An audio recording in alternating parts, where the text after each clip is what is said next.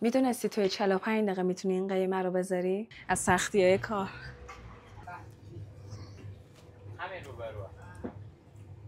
خیلی عالیه، خیلی خوشمزه است، هم از نظر نمک، هم از نظر طعم، هم از نظر لیمو عمانی که توش ریخته شده. یه زودپز برمی‌داریم. یه قاشق رو هم حیوانی میزنیم. پیازای خیلی ریزمون هم میریزیم.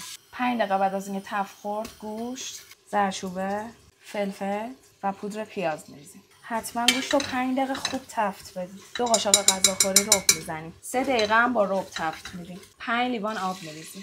میره که نیم ساعت بپزه. لپایی که چند ساعت خیس خورده رو میذاریم تا نیم ساعت بپزه. لیموها رو هم میریزیم یه رو بجوشه تا تلخیش گرفته بشه. بعد نیم ساعت آب لپمون که کشیده شد یه ذره روغن بهش میزنیم، دارچین و یه ذره هم زعفرون میریزیم. 2 دقیقه تفتش میدیم و بعدش به خورشتمون اضافه میکنیم. در خورشت رو که باز کردیم زیرش رو کم میکنیم و لپه رو بهش اضافه میکنیم. لیموهای جوشیده شدهمون هم اضافه میکنیم. 1 قاشق چایخوری نمک و کمی زعفرون میریزیم. اصل داستان اینجاست که تهش عرق هل و گلاب بریزیم.